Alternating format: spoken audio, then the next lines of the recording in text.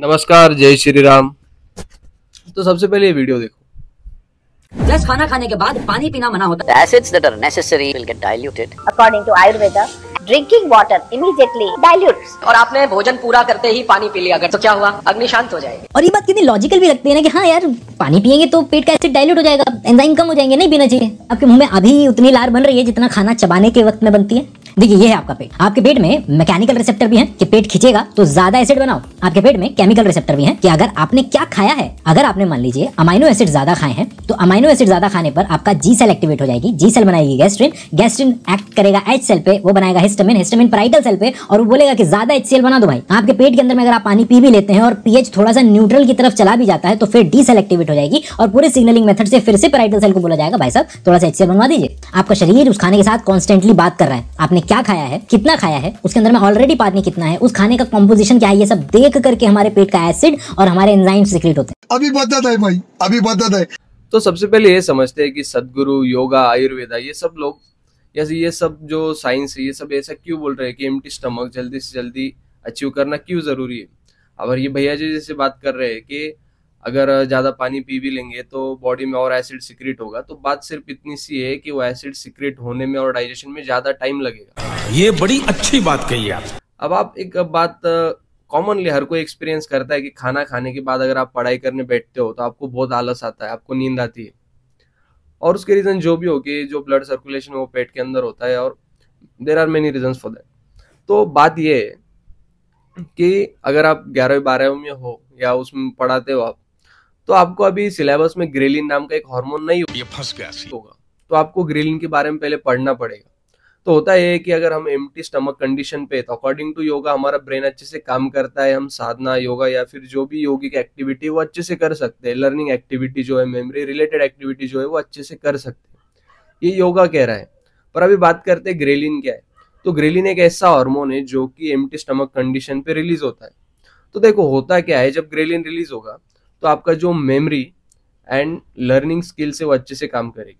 उसके साथ में आपका मेटाबॉलिज्म जो है फॉर रिकवरी के लिए जो भी है, तो ग्रोथ हार्मोन रिलीज होगा। तो ये ग्रोथ हार्मोन रिलीज होना बहुत जरूरी है आपके रिकवरी के लिए। यहाँ तक कि जो बॉडी बिल्डर है प्रोफेशनल, वो ग्रोथ हार्मोन के इंजेक्शन लेते हैं अपनी बॉडी जल्दी रिकवरी और ग्रोथ होने के लिए, तो वो नेचुरली सीक्रेट होगा अगर आप एम्प्टी स्टमक कंडीशन होंगे। तो उसके साथ में इसकी और एक प्रॉपर्टी, वो एंटी इन्फ्लामेटरी एक्टिविटी को भी रेगुलेट करता है। मीन्स बॉडी में अगर कहीं पे इंजरी है तो उसको भी जल्दी से क्योर करने के लिए मदद करेगा। तो एम्प्टी स्टमक कंडीशन होने के बहुत से फायदे हैं।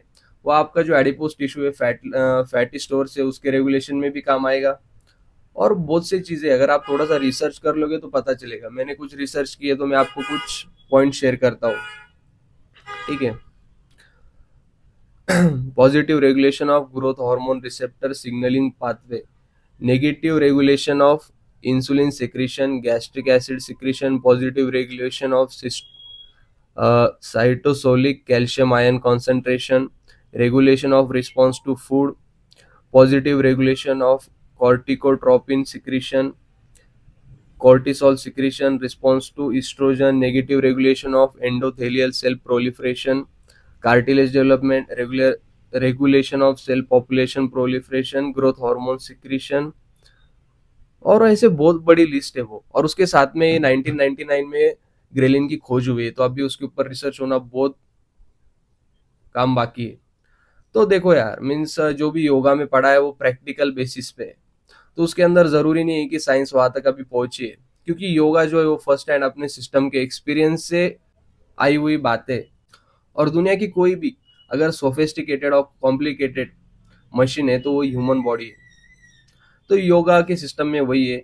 योगा में अपने एक्सपीरियंस से बात करते हैं, और एक्सपीरियंस कभी भी बेटर होता है साइंटिफिक एक्सप्लेनेशन से, क्योंकि साइंटिफिक थेरीज जो कल एक्सेप्ट की थी दुनिया ने, आज वो उसके अकॉर्डिंग नहीं है। आज बहुत से चेंजेस हुए, जैसे कि सबसे पहले बताया गया था कि एटॉमिक थेरी सबसे पहले अलग थी, उसके बाद में अलग आई, उसके बाद में और चेंजेस हुए, और तीनों को भी उसके लिए नोबेल प्राइज मिला।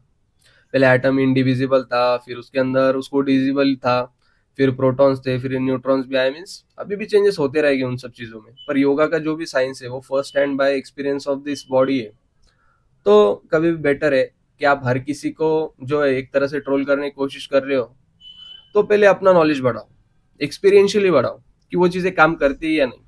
गौतम बुद्धा ने भी वही कहा था कि तुम उनकी भी टीचिंग्स को तुम कंसीडर मत करो, पहले एक्सपीरियंस करो और फिर आगे की बात करो।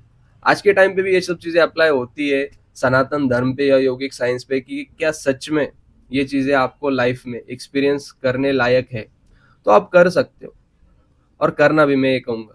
क्योंकि मैं सबसे पहले तो बहुत बड़ा नास्तिक था, पर आज के टाइम पे मैं ना ही नास्तिक हूँ ना ही आस्तिक हूँ, पर एक्सपीरियंस से हर चीज जानता हूँ जो भी जानना जरूरी इन सब चीजों के बारे में। तो देखो यार दोस्तों, तो जिस तरह से योगा का सिस्टम है, अब उसमें साइंस की बातें भी ऐड करना जरूरी है क्योंकि आज की जो जनरेशन वो इसी लैंग्वेज में समझ सकती है। इसके अलावा ग्रेलिन पे अभी भी बहुत सारे स्टडीज होना बाकी है और जरूरी है कि आप जो भी स्टूडेंट हो आप एम्प्टी स्टमक कंडीशन में पढ़ाई करो, जिससे आपकी पढ़ाई अच्छी होगी। और जो भी अगर आपके दिमाग में ये होगा कि टाइम टू टाइम बहुत छोटे इंटरवल्स पे खाना खाना जरूरी है, तो देखो आप खुद का नुकसान कर लोगे क्योंकि ब्रेन की फंक्शनिंग उतनी एट इट्स बेस्ट नहीं होती है। उम्मीद है, आशा है कि साइंस इसी तरह से आने वाले दिनों में योगा और साइंस कोरिलेट होने लगेंगे क्योंकि जो यौगिक साइंस है वो बहुत ज़्यादा एडवांस है आज की साइंटिफिक स्टडीज से भी। तो देखो, आपको ग्रेलिन के बारे में अगर पता नहीं था और ऐसी इन्फॉर्मेशन के लिए चैनल को सब्सक्राइब करना, इन्फॉर्मेशन अच्छी लगे तो शेयर भी करना। और अगर हिंदी में कंटेंट पसंद आया है, मेरी हिंदी इतनी अच्छी नहीं है क्योंकि वैसे तो मैं महाराष्ट्र से और मराठी में कंटेंट बनाता हूँ, पर ये टॉपिक ऐसा था कि कम से कम एटलीस्ट इंडियंस तक पहुंचे क्योंकि फॉरेन के लोग तो वैसे भी बहुत अपडेटेड है और उतना ही नहीं तो उनको तो ग्रेलिन के बारे में हमसे ज़्यादा ही पता होगा। जो भी हो, दैट्स ऑल फॉर टुडे। लिया ना, वीडियो दिखा देना। नमस्कारम, जय श्री राम।